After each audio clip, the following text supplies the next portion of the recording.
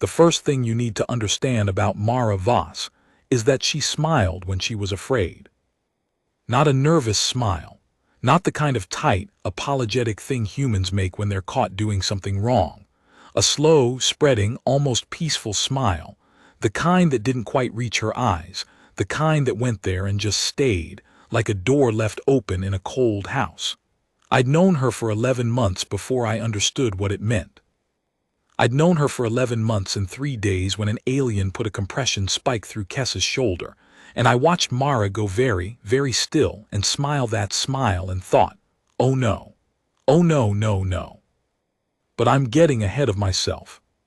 My name is Priya Anand, Senior Cultural Liaison for the Galactic Commerce Cooperative's Human Integration Office, which is a job title that means exactly nothing to anyone who hasn't been stationed on a trade hub for at least 2 years. What it actually means in practice is that I spend my days explaining humans to aliens and aliens to humans, and failing at both in roughly equal measure, and then going home to drink whatever the local analog to wine happens to be on whatever station I'm currently assigned to. It's a more useful job than it sounds. It's also, occasionally, a more dangerous one than my original contract implied. At the time of this story, I was assigned to Vethara Station, a mid-tier commerce hub orbiting a gas giant in the Corinthus system, population approximately 40,000, of which maybe 300 were human. It was a good posting. Quiet. The Vetharan locals were a placid, bureaucratic species, tall, gray-skinned, with 4 eyes arranged in a wide horizontal band across the upper third of their faces, and a cultural aversion to conflict that bordered on pathological. They processed trade manifests. They argued about tariff schedules. They held elaborate multi-day ceremonies to mark the renewal of cargo contracts, ceremonies that involved incense and the recitation of long ceremonial texts, and an absolutely heroic amount of carefully structured small talk. They were, in the kindest possible terms, deeply boring, and I loved them for it. I had been posted prior to Vethara to 3 stations where things had gone wrong in ways that ended careers and occasionally ended people. A border dispute that turned into something else. A diplomatic incident that required 17 months to untangle. A resettlement operation that I still don't talk about, even now. When the GCC offered me Vethara, I took it with both hands and didn't look back. Peaceful, bureaucratic, trade-focused, minimal complexity. I wanted to be bored. I had been genuinely trying to be bored. Mara Voss was Security Specialist 3rd grade, which at Vethara Station meant she was one of 4 humans assigned to the station's Joint Peacekeeping Detachment, a role that, in theory, involved managing access to secure cargo areas, conducting routine safety inspections, and liaising with the station's own Vetharan security complement on matters of shared jurisdiction. In practice, it mostly meant standing in corridors looking capable while Vetharan administrators signed things. It was, comprehensively, a waste of her. She'd spent 6 years in Earth's Joint Response Corps before signing on with the GCC, and before that she'd grown up in the Carpathian Mountains of a world where the atmospheric pressure ran about 15% higher than the GCC's habitability baseline, and the local wildlife had not, historically, distinguished very carefully between human settlements and hunting grounds. You could tell, if you knew what to look for. Not in any aggressive way, she wasn't someone who announced herself. She was quiet, actually, in the way that very capable people sometimes are, with a stillness to her when she was paying attention that was easy to mistake for disinterest. She was medium height, lean in the economical way of someone who'd spent years doing work that required efficiency more than size, with short dark hair, and the kind of eyes that seemed to spend most of their time cataloging exits. She laughed easily. She was patient with people who deserved patience and shorter than impatience with people who didn't. And she had very clear internal criteria for which was which, criteria that I'd come to respect even when I didn't fully understand them. She told me about the mountains on my 3rd week on station, when we were both stuck in the Habitat Ring's communal lounge waiting for an air recycler to be serviced in our respective corridors. She described them the way people from places like that always describe them. Not romantically, not nostalgically, but clinically, the way you describe something that shaped you the way pressure shapes stone. You can feel that it was hard. You can feel that it changed the person telling you. But there's no drama in it. It's just geography. The wolves there, she said, turning her cup slowly in both hands, they learn. That's the thing people don't understand about them. They're not like animals that just react to stimuli. They adapt. They test the perimeters.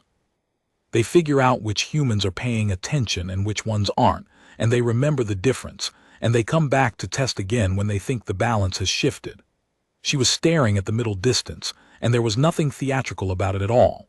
Just someone sorting through a memory the way you sort through a drawer, carefully, without attachment. I got bit 3 times before I was 12. After the 3rd time, I started carrying a knife to school. I started. Normal, she said. Where I'm from, that's just normal. And she smiled at me, a regular smile, warm and slightly tired, and said, I know it doesn't sound normal, but you get used to anything eventually. That's kind of the whole thing with humans, right? We adapt. We get used to things and we carry them forward and they become part of how we move through the world. She paused. That's what you explain to people, isn't it? In your job. Usually I explain it with statistics, I said. Atmospheric pressure differential, gravity index relative to GCC standard, biodiversity index weighted for predator species count and average mass. I show them charts. And what do they do when they see the charts? They nod politely, I said, and then they don't really believe me until they've actually met one of us. Yeah, Mara said. That tracks. Kessa was a veteran, one of the station's junior trade analysts, 4-eyed and gray-skinned and earnest in the particular way that young veterans were earnest, which was to say completely and without any self-consciousness at all, as if earnestness was just the default setting of a person and anything else was an affectation. She had attached herself to me in my 2nd week, because I had, apparently, correctly identified an error in a cargo manifest during a routine processing meeting, caught a mislabeled classification on a batch of Corinthian organic compounds that would have cost someone a significant amount in tariff differential. And she had decided that this made me interesting and had proceeded on that basis. From me, her interest had extended to Mara, because Mara was my friend and also because Kessa was the kind of person who collected relationships the way other people collected objects, deliberately, with attention to quality, with a particular instinct for things that would prove durable. She was not a social creature in any effusive sense. She was a veteran, and veterans did not effervesce. But she was consistent, and she was curious, and she had a way of asking questions that made you feel like the answers actually mattered, which is rarer than it sounds in any species. The 3 of us ate lunch together twice a week, usually in the commercial ring's mid-level food court, where a Corinthian vendor made a grain bowl that managed to be acceptable to all 3 of our incompatible nutritional requirements. We talked about work, mostly. About the idiosyncrasies of the stations, various species and their wildly different approaches to the concept of professional courtesy. About Kessa's ongoing attempts to understand why humans found certain things funny, which led to some spectacular misunderstandings, and at least 2 incidents where Mara had to stop laughing long enough to explain that she was not in fact in distress, but that the situation was genuinely. And then she would start again, and Kessa would watch with her 4 eyes all doing slightly different things, and the particular veteran expression that meant she was filing this experience for future reference. We were not doing anything important.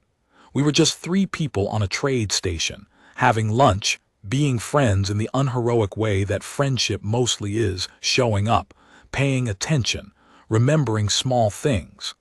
Kessa remembered that I took my grain bowl without the protein additive. Mara always saved me the good seat, the one with a sightline to the corridor entrance. I learned to order Kessa's meal first, because she always deferred to whoever else was ordering, and then ended up with whatever was left, and that particular Vetharan politeness needed to be outmaneuvered. It was not a dramatic friendship. Nothing about it was supposed to be. The Sketh arrived on a Tuesday, by the station's standardized calendar. I'd encountered them in reports before, but never in person. They had a reputation in GCC circles, a careful, specific, well-documented reputation, the kind that accrues over decades of interactions with multiple species and forms a pattern that you'd have to work very hard not to see. Formally, the Sketh were classified as a Category 3 civilization, technologically advanced, FTL capable, with sufficiently complex social and political structures to engage in binding treaty negotiations. Their technology was sophisticated, their trade goods were valuable, and their presence in a trade zone could mean significant economic benefits for anyone willing to manage the relationship carefully. Informally, the shorthand that circulated among human GCC personnel was something simpler and less diplomatic: space psychos. I don't know who coined it first. Probably multiple people, independently in different posting zones over different years. It had that quality of inevitability to it, the kind of nickname that arrives not because anyone thought it was clever, but because nothing else quite fit. The Sketh were not large, which was the first thing that surprised people who met them expecting some towering aggressor species. They were compact, dense-bodied, with a dark iridescent hide that shifted color under different light sources, deep blue-black in direct light, a kind of shifting purple in shadow, and they moved with the controlled, coiled energy of something that had spent a long time in environments where energy spent was energy that might not be available later.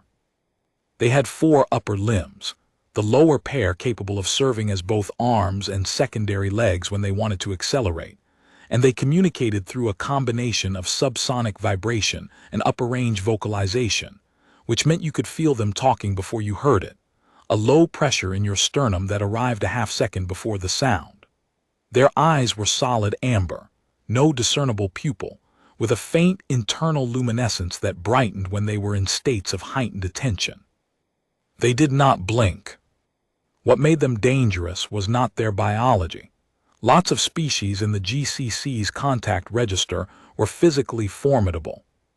What made the Sketh dangerous was their psychology, specifically their cultural relationship with the concept of hierarchy, which operated on a logic that human xenopsychologists had spent the better part of 2 decades trying to map to any existing framework and had largely failed at, because it didn't map cleanly to anything. The working model they'd eventually settled on was this. To a Sketh, the social universe was organized into threats and non-threats. What determined your category was not your intentions, not your formal status, not your treaty standing, and not anything you said about yourself. It was your capacity. If you could cause them harm, if they assessed you as a being that could, under the right circumstances, constitute a genuine danger, you were a threat, and therefore relevant, and therefore a participant in the social world in the full sense. If you could not harm them, you were not hostile or subordinate. You were simply irrelevant, not an enemy, not a servant, background, furniture, the kind of thing you move around when you need the space. This logic had a certain internal coherence that I could see, intellectually, when I read it in the Xenopsych briefs.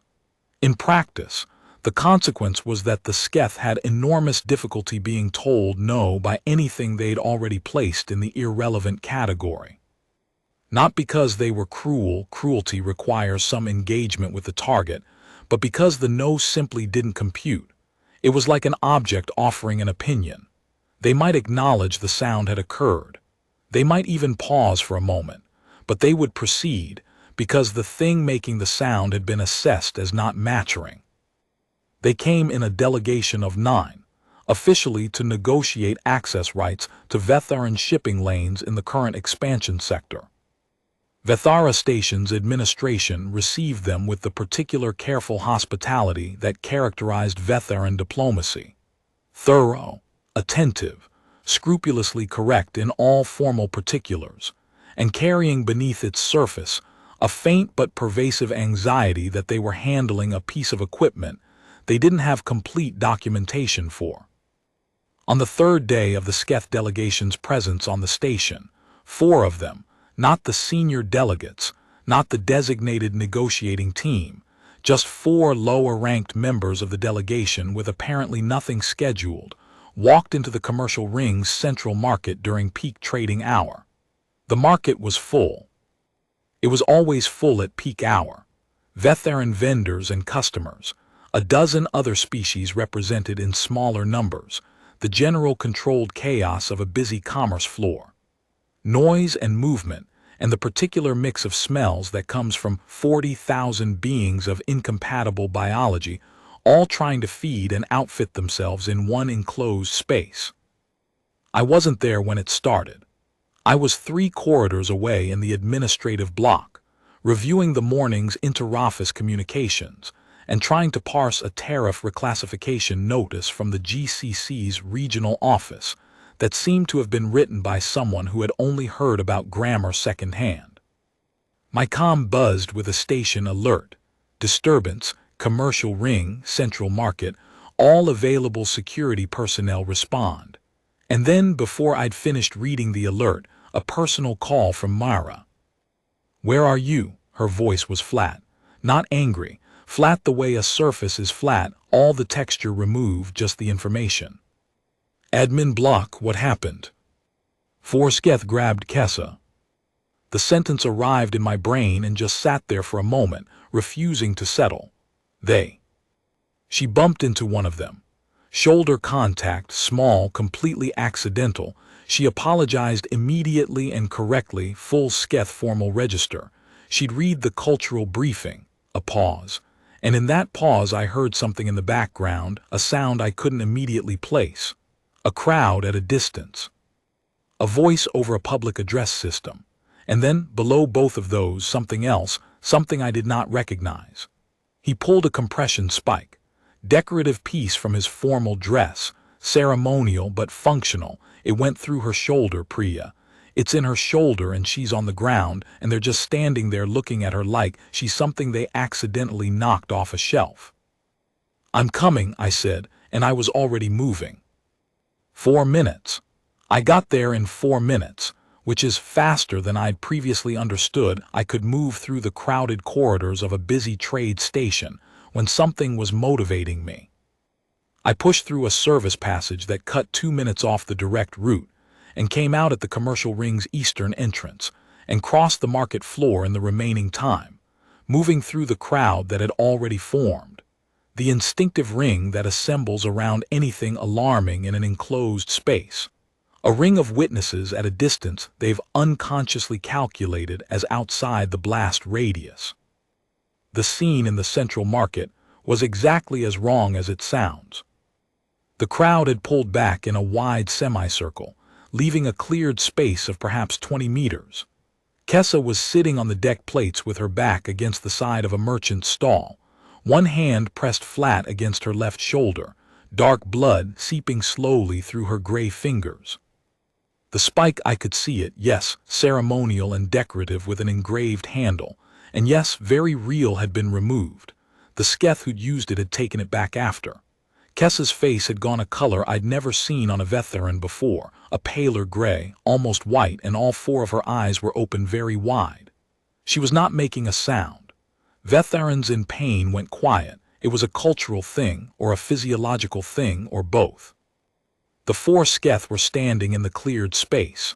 The one who'd used the spike was at the front and his 3 companions were arrayed loosely behind him.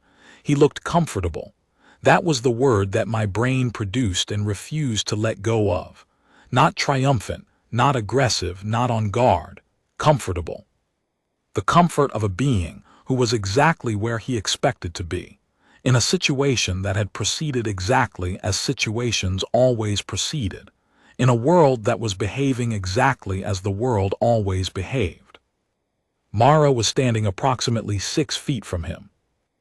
I almost didn't recognize her at first because her posture was wrong, which is to say it was not what I would have expected, not the tense, coiled aggression of someone in a confrontation, nothing I'd have identified on first look as pre-combat readiness. She was standing with her weight slightly back, very slightly, her hands completely loose at her sides, her shoulders down. She was looking at the Sketh the way I'd seen her look at the maintenance reports she reviewed on her shifts, attentively, with the particular focus of someone extracting specific information from a complex document. And she was smiling. That smile, the one I didn't understand yet, the slow, spreading, almost peaceful one that didn't quite reach her eyes.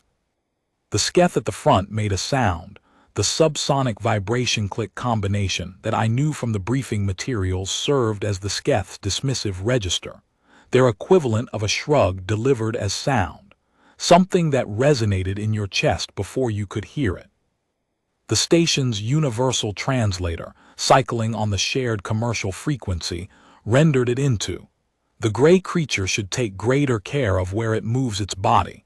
Irrelevant things that make contact with relevant ones must expect correction. This is standard. Correction, Mara said. Her voice was quiet, conversational. The word came out the way you'd say it if you were reading it off a page and finding it interesting. It was not harmed significantly. Our assessment indicates it will recover fully. The Sketh looked toward Kessa with an expression that was not contempt. Contempt would have required some emotional investment, but pure indifference. The assessment of an object's structural integrity, nothing more. Your apparent concern is noted. It is also irrelevant.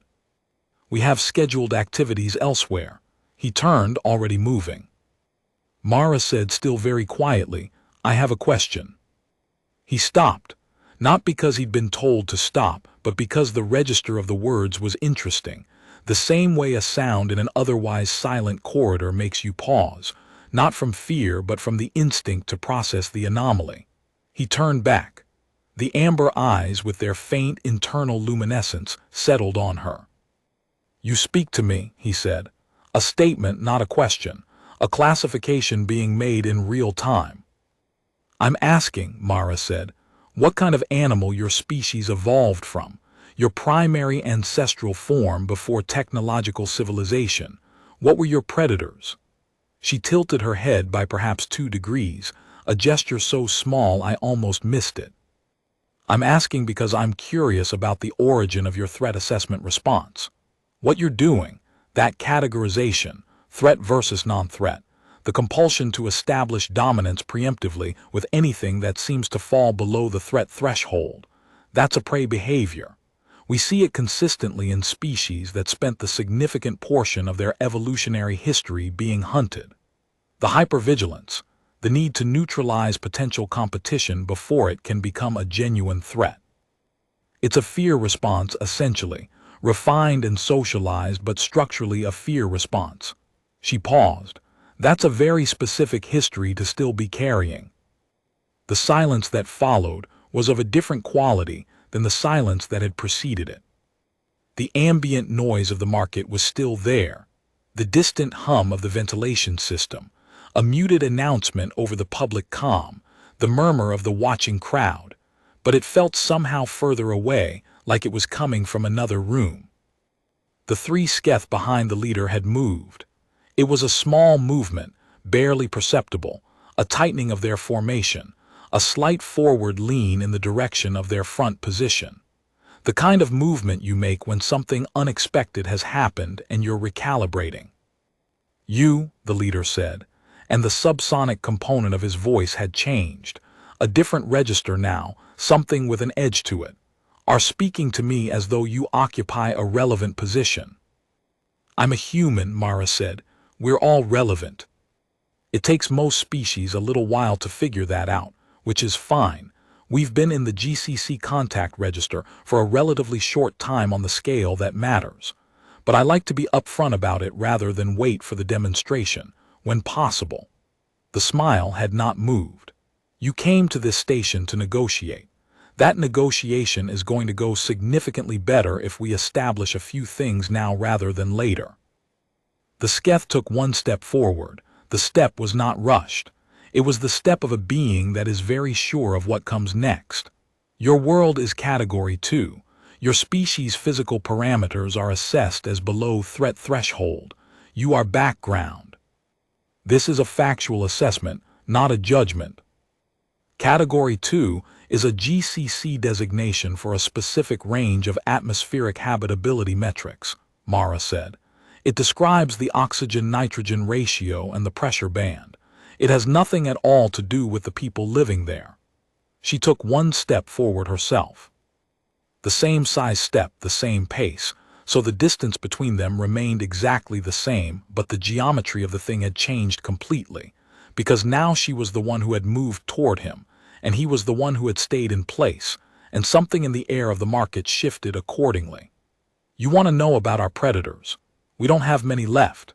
We ate most of them, or we moved into their territory until they adapted around us or they died out. And this is the one people find most interesting, we domesticated them. We have a custom where we take wild apex predators, animals that spent millions of years at the top of their own food chains, and we keep them in our houses as companions. We feed them. They sleep in our beds. They are our friends. She let that land, watched his face. I want you to think very carefully about what category of creature domesticates apex predators for companionship, before you finish the decision you're currently making. He looked at her for a long moment. The luminescence behind his amber eyes had brightened, which I didn't have a translation for yet, but which I would learn later, meant something between heightened attention and the early stages of combat calculation. Then he moved. I'd been briefed that Sketh struck fast. The briefing was accurate. What the briefing hadn't quite captured was the specific thing that happened next, which was that the strike landed on empty air. Mara had moved, not a flinch, not a stumble, a deliberate half-step to her left that she'd clearly started a fraction of a second before his arm committed to the motion. And the compression spike, drawn from his formal dress in one fluid motion, swept through the space where her right arm had just been.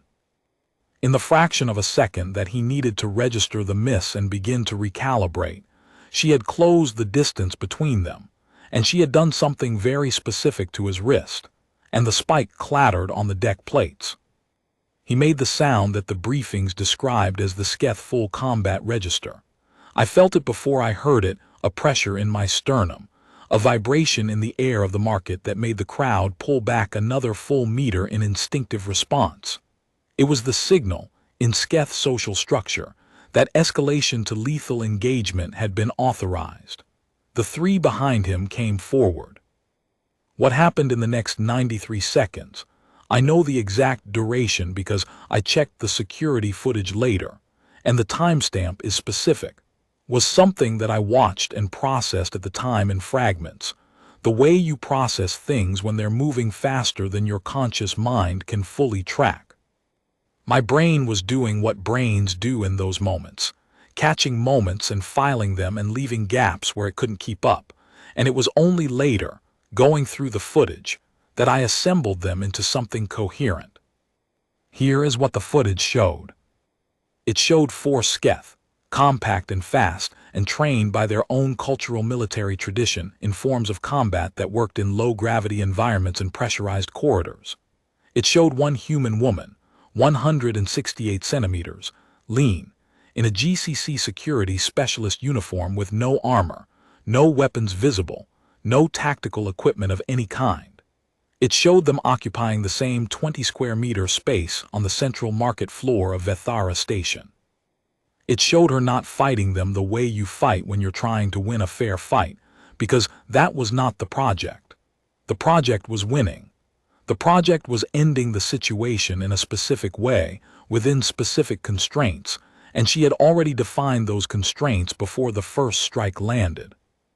She used everything in the space, the merchant stalls, their edges and overhangs and the structural supports between them, the deck plates and their seams, the condensation pipes along the walls at head height, the crowd's outer ring as a perimeter she maintained awareness of. She moved through and around the four of them in patterns that didn't repeat, giving them no stable geometry to triangulate from. She hit things she could confirm would cause significant pain and temporary functional impairment, and then she was somewhere else before the confirmation came back to her. None of it was clean. Clean fights are things that happen in training environments with controlled variables and someone calling time. This was a trade station market at peak hour, and it was 45 seconds of the most focused and economical violence I have ever watched a human being engage in. I watched it 3 times in the footage review, and I still don't fully understand all of it, the specific mechanics of the leverage and positioning. What I understand is the outcome. The footage showed something else. It showed in every frame where her face was visible that the smile never fully left. The leader was sitting on the deck plates next to Kessa. Not intentionally, circumstantially, the deck plates were where he ended up, with both hands pressed against his mid-torso on the left side. His 3 companions were in various positions around the cleared space, none of them upright, none of them mobile in any immediate way. None of them were seriously hurt. I want to be specific about this because it matters. None of them were seriously hurt. The line between incapacitated and dead is, as Mara had once explained to me while reviewing a JRC training manual, not actually a very large line, and she had been extremely precise about which side of it she was staying on, and that precision was not a function of hesitation or mercy in any soft sense. It was technical. It was the same precision she would have used calculating a safe structural load. She'd known exactly what she was doing and why. She was standing in the center of them, breathing at a rate that was elevated but controlled, and she looked down at the leader. "Kessa," she said, "gets an apology." He looked up at her. The amber eyes were still bright, the internal luminescence high. His posture, even sitting on the deck plates with his hands against his ribs, was not collapsed. He had not been broken, and the posture made that clear. But something in his expression, something I couldn't name then and couldn't entirely name later even with the context I eventually developed, had changed. A recalculation happening in real time. "You are from a Category 2 world," he said. Slower than before, more precisely. "Category 2 atmospheric index," she said. "We've established that the designation is about the air, not the people." She crouched, not breaking eye contact with him, and picked up the decorative spike from the deck plates, turned it over in her hands. The engraving was fine work, careful, intricate patterns in a style I didn't recognize. She examined it without drama, the way you examine a crafted object with genuine attention. "This is very good work, family piece." He did not answer. "You can have it back," she said. She held it out handle first. After the apology. The security team arrived 4 minutes and 17 seconds after that. I checked the log, which in practical terms meant they arrived to find 4 Sketh seated on the deck plates of a completely cleared central market, the crowd having achieved a kind of stunned, perfectly organized distance from events. And 1 human security specialist crouched next to a gray-skinned veteran analyst with 1 hand maintaining careful pressure on a puncture wound in her left shoulder, and the other using the decorative spike, which had apparently been returned to her possession and repurposed as an anchor for an improvised pressure dressing she'd made from her own uniform jacket. The team lead senior specialist Doric Vaz, a Lethani 3-meter anthropoid with a calm professional demeanor that I deeply respected, took in the scene for approximately 2 seconds. Then he said, "Vaz, you were supposed to call for backup." "The situation was manageable," Mara said. She didn't look up from Kessa's shoulder. "There were 4 Sketh." "I know, I counted them." She adjusted the pressure dressing with careful hands, and Kessa made a low sound that might have been pain or might have been protest or might have been both. I know, almost done." "Vaz." Vaz had a register in his voice that I associated with the particular frustration of people who are responsible for the safety of people who are extremely difficult to be responsible for. "I need you to understand that manageable is not a solo determination." It was resolved before backup could have arrived. She finally looked up at him briefly, and her expression was patient in the way that people are patient when they have a very clear picture of a situation and understand that the other person is still assembling theirs. She needs a medic. Has the medical response been called? It has, Voss said, and then stopped trying to have the conversation, which was the correct decision. Kessa, who had been very still through all of this, who had watched everything from the deck plates with all four eyes open very wide and said nothing at all while the market cleared and the fight happened and the security team arrived, said, "You smiled. During all of it. You smiled." Mara looked at her. The dangerous smile had gone. The regular one was there now, the warm, tired, familiar one. "Old habit," she said. "It scared me," Kessa said. "It scared me more than they did." "Good," Mara said. "It's supposed to." The medic team arrived 6 minutes later and took over Kessa's shoulder and everything that came next, and Mara stood back and let them work and didn't watch any more, because the outcome was decided, and she didn't need to observe things that were already resolved. I stood next to her while the medics worked. The market around us was still unnaturally quiet, the kind of quiet that settles over a crowd that has witnessed something it doesn't yet have the framework to categorize. The four Sketh were being quietly and very carefully managed by Voss's team, and the language of that management was one I recognized. Extreme courtesy, no sudden movements, absolute professionalism, the precise behavior of people who are not sure what they're dealing with and would like very much to maintain the current situation until someone with more authority arrives. "Are you all right?" I said to Mara. She considered the question with the same attention she gave everything. "Yes," she said. "Are you?" I thought about it. "I think so," I said. "You went very fast." "They were faster than the briefings described," she said. "The briefings are always a bit behind." A pause. "She's going to be okay." "I know." The spike went through the shoulder, not into the joint. Clean entry and exit, didn't hit the arterial. Blood loss was controlled. She was reciting the assessment the way you recite a maintenance checklist, not without care, but with the particular calm of someone who needs the facts to stay above the feeling until there's time for the feeling. "She's going to be okay," she said again, and this time I understood it was less for me than for herself. The GCC regional director arrived on station 8 days later, in person, which was unusual enough to mean something. He held 3 hours of closed-door sessions with station administration, the Sketh delegation's liaison officer, the station security command, and a rotating cast of diplomatic and legal personnel. I was present for 140 of those minutes, contributing 2 things.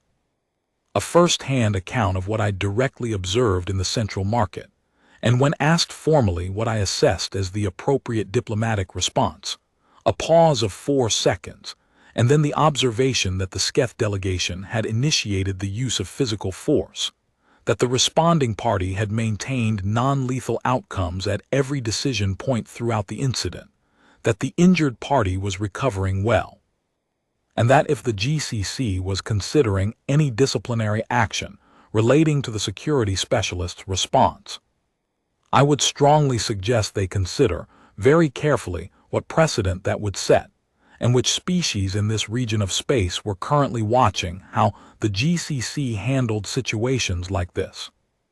The regional director noted this in his records.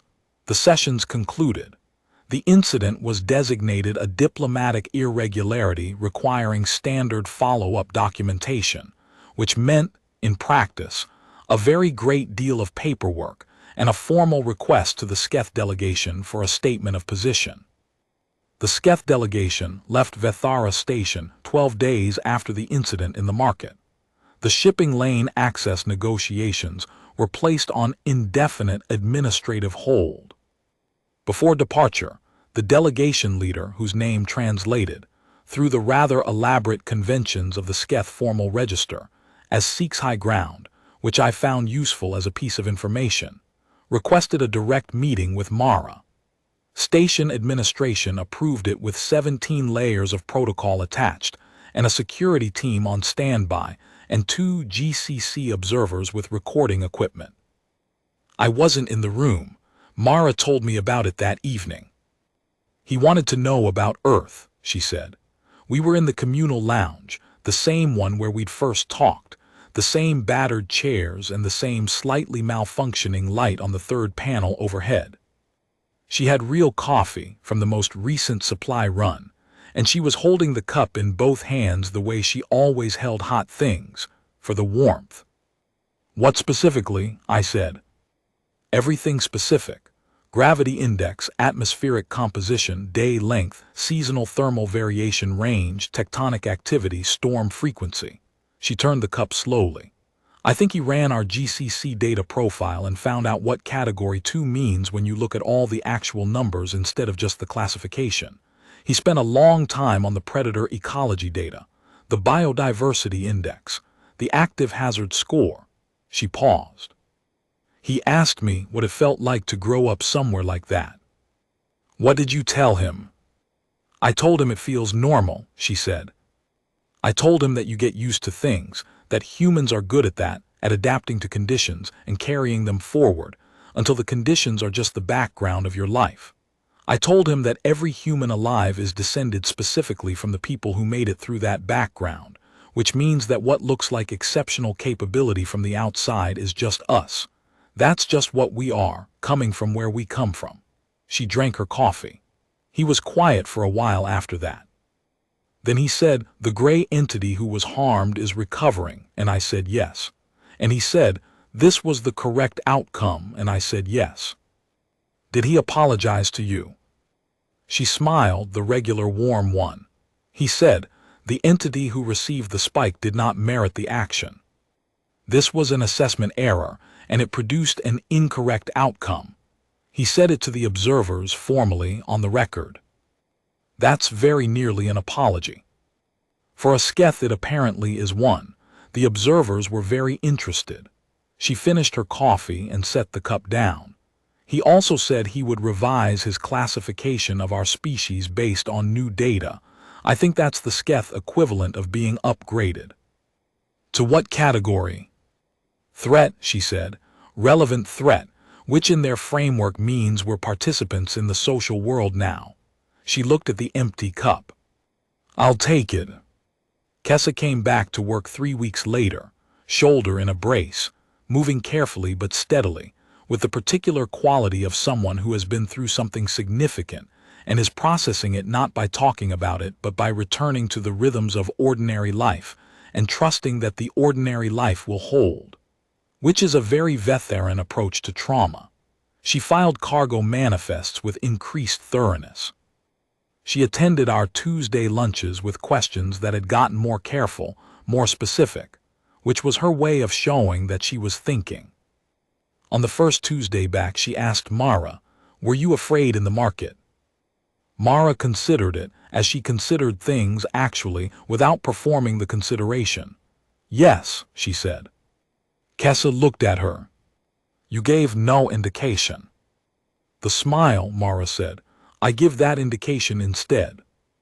I did not understand what it indicated. No, Mara said, that's partly the point. She took a bite of her grain bowl. My mother told me something when I was young. After the second time I got bit, I was 10. I was coming home from school through the lower pass. The wolves were testing that fence line again that season.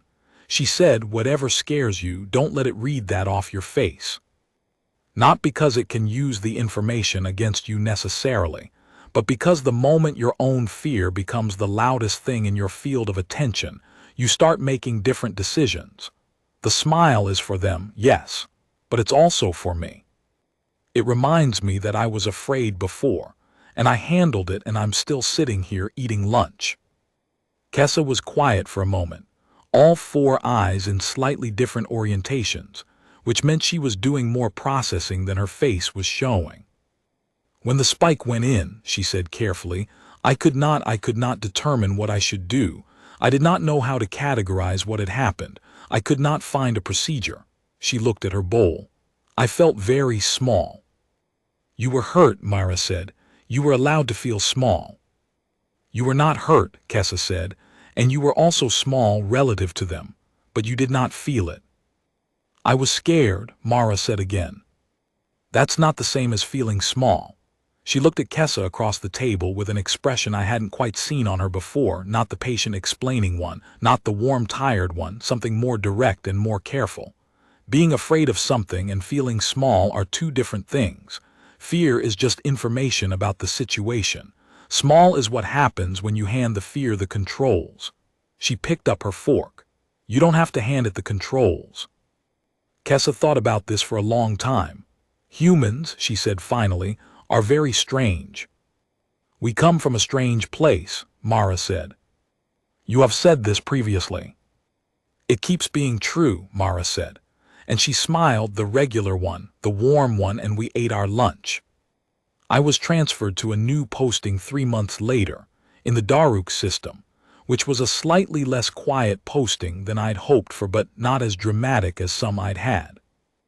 On my last day on Vethara Station, I said goodbye to Kessa, who gave me a formal ceremonial farewell card, handwritten in old Vetharan script that she had apparently learned specifically for the occasion, and a small piece of carved mineral that was, she explained, a symbol of enduring professional regard that was also traditionally given between people who had witnessed significant things together. Mara walked me to the docking ring. We didn't say much. We were the kind of friends who had never needed to fill space. At the airlock, she said, "Don't get posted somewhere boring." "I'm trying to," I said. She smiled. "The regular one, let me know how that goes." I thought about the market, about the 93 seconds and what they'd looked like from the outside, and what they must have looked like from the inside, from behind that particular smile. About Seek's high ground sitting on the deck plates next to Kessa, hands pressed to his ribs, doing a recalculation that had probably been a long time coming. About what it means to carry a world with you, its gravity and its pathogens and its wolves and its winters, into every room you walk into for the rest of your life, whether anyone in that room can see it or not. "The smile," I said, "has it ever not worked?" She thought about it, her head tipping slightly to one side. "Once," she said. "But that was a specific situation and we had backup by the end, so it worked eventually." She looked at me. "The universe keeps being surprised that we exist. I figure we might as well look like we planned it that way." The airlock sealed. The umbilical disengaged. I sat in the window seat and watched Vethara Station grow smaller in the port side viewport as we pulled away, its commercial ring lit in the slow rotation that kept the artificial gravity stable, its docking spires extended into the dark. I have had 2 postings since then. Neither of them was boring. Both involved situations where I had to explain humans to species that were making assessment errors about us, and in both cases I did not use charts because Mara was right. The charts don't convince anyone. What convinces people is watching one of us, seeing what happens when someone looks at us and sees background, sees furniture, sees something they can correct without consequence, and then finds out what consequence actually looks like when it arrives. That slow and patient recalculation, the update to the data model. We are, as I explain it now, and I have had more time to develop the explanation, not a species that wins through dominance or size or armor or weaponry, though we have all of those things. We are a species that wins through the particular cognitive flexibility of creatures who spent millions of years figuring out how to survive in a world that was actively trying to end them, and who got very good at that project, and then carried the results into space. We are creatures who domesticate apex predators for comfort, who climb to the tops of mountains that could kill us because they're there, who build cities in deserts and on flood plains and on the slopes of active volcanoes, and then rebuild them when the desert dries them out or the flood carries them away or the volcano buries them, and rebuild them again, because that's where we decided to live, and we have decided to live there. We are creatures who get bit by wolves and carry knives to school and smile when we're afraid.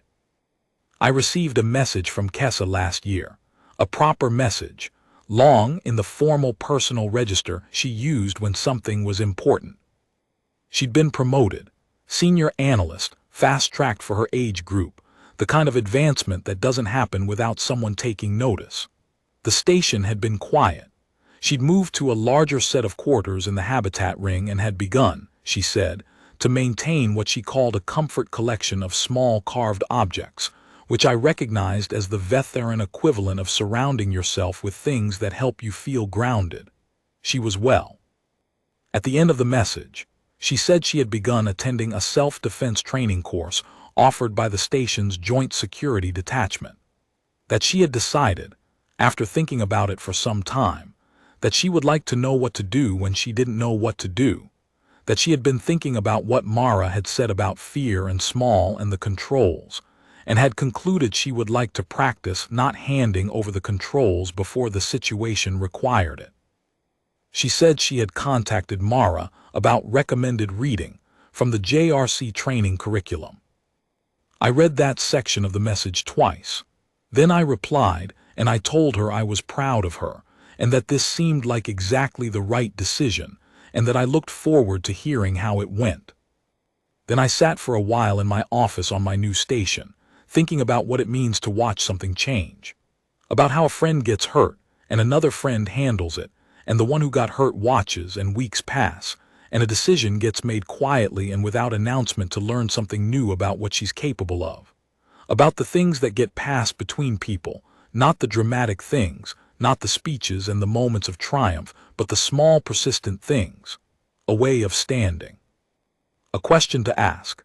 The understanding that fear and small are not the same thing, and you can choose which one you hand the controls to. Somewhere in the Corinthus system, on a commerce hub orbiting a gas giant, a gray-skinned, four-eyed trade analyst is learning to hold her ground. She is going to be terrifying. Mara would be very pleased. The universe, I think, should probably make a note. There is a detail I left out of the preceding account because I wasn't sure at the time of writing whether it belonged. I've decided it does. On the second day after the incident in the market, Kessa was in the medical bay, stable, the spike wound cleaned and sealed, and her shoulder immobilized. Station administration was in the early stages of what would become several very tense days of communication with the Sketh delegation's legal representatives. I found Mara in the communal lounge at a time when she should, by her duty roster, have been off shift. She was sitting in one of the chairs facing the viewport with a cup of something that had probably been hot at some point, and a posture that was not the usual one. Not tense, not the dangerous smile stillness. Just a present in the way of someone who was working through something. I sat down across from her. She didn't say anything for a moment. I didn't either. The viewport showed the gas giant in its lower quarter, banded amber and cream, patient and enormous in the way that things which have been there for billions of years are patient, which is to say without awareness of the patience, just an immense and ongoing fact. She was scared, Mara said eventually. I could tell, the way she was holding herself against that stall. She'd pulled her knees up, which is a Vetheran's self-protective response I looked up in the cultural briefing after, but I didn't need the briefing to read it. It's the same posture in anything. I waited. I couldn't get to her faster, she said. The geometry was wrong. If I'd moved toward her first, the one at the front had angle on me and I'd have been dealing with all four of them at a disadvantage before I could get her stable. I had to clear the situation before I could get to her. She looked at the gas giant. I know that was correct. That was the correct order of operations. I've been running it and that's what comes out every time.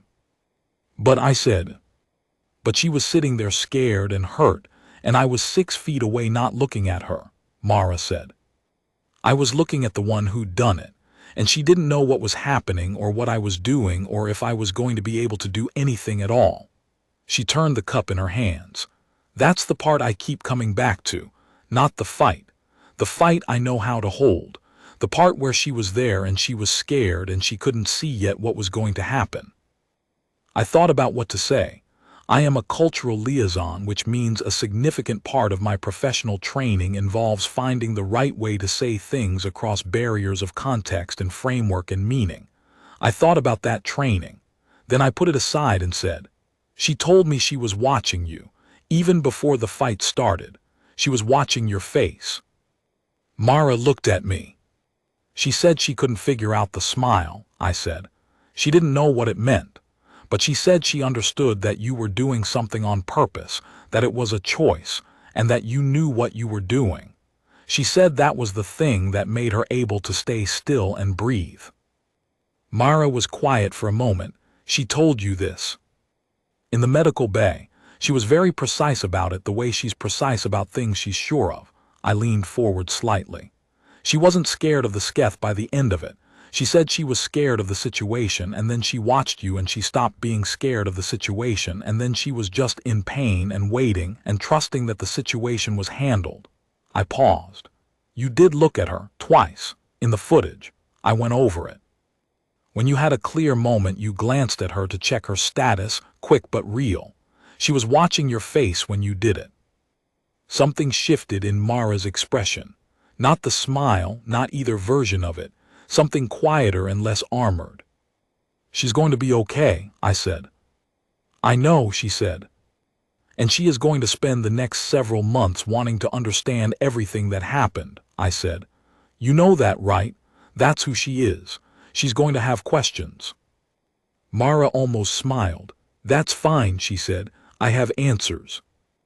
The GCC's formal assessment of the incident, released 11 weeks after the market events, was a document that I read 3 times and have kept in my records since.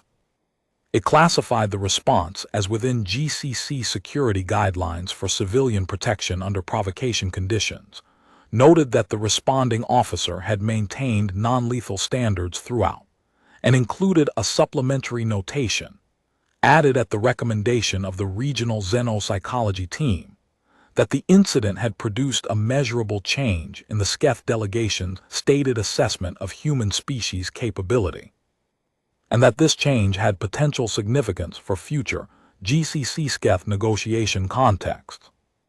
In plain language, which the GCC document carefully avoided using, what this meant was, we hit them with something they couldn't compute, and they updated their model, and now they know something they didn't know before. That's not nothing. In the long archaeology of species meeting species in the dark, in the ongoing project of figuring out how to exist alongside things that are not us and do not think like us and do not always see us, moments of updated model are how things change. Slowly, by accretion, one recalculation at a time. I was thinking about this on the day I walked to the docking ring, not when I was saying goodbye, but a few minutes before, passing through the commercial ring on my way there, through the central market with its full complement of vendors and customers, and the ordinary noise of 40,000 beings going about their days. The stall that Kessa had been sitting against had a new support column on its left side. I noticed.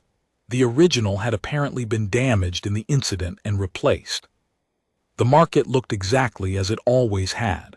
The sounds and smells were exactly as they always had been. Nothing about it marked what had happened there. That was as it should be. The market was a place where people came to do the ordinary and necessary business of living, and it should look like that because that's what it was. But I knew, and I thought about knowing, about what it means to carry information in your body about what a place has witnessed even when the place itself shows no evidence of it. The deck plates had been cleaned. The blood was gone. The crowd that had stood in that ring had dispersed into the daily flow of station life and taken the memory back into themselves, and were perhaps telling it to someone over dinner or perhaps keeping it quiet, depending on who they were. The 4 Sketh who had been in that space had flown back to wherever they'd come from, with a different assessment loaded in their cultural data structure than the one they'd arrived with. Kessa had a scar on her shoulder and a new question she was learning to answer. Mara was walking beside me, hands in her jacket pockets, completely at ease in the market through which she had once moved in 93 seconds of very precise controlled violence, because why wouldn't she be? It was a market. She bought food here. That ease, I thought, that's the thing. That's the piece of it that's hardest to explain to species that haven't spent time around humans yet. It's not the capability that's disorienting in the end. There are capable species everywhere. What disorients is the ease. The way the capability lives in us so far below the surface that the surface looks completely ordinary, completely unconcerned, right up until the moment when the situation requires it and it arrives, fully formed, as if it was just there waiting all along. Which it was, that's the thing, it was just there. We are creatures built, at some deep structural level, for a world that is difficult, and we are so built for it that the difficulty doesn't show in our faces. We carry our wolves and our mountains and our winters in our bones and in our instincts and in the specific calibrations of our attention, and we walk through the galaxy looking like we're just having lunch, just filling out paperwork, just standing in a corridor talking about the weather on whatever world we're from. Until someone hurts our friend. And then the smile comes out, and the universe gets to update its model,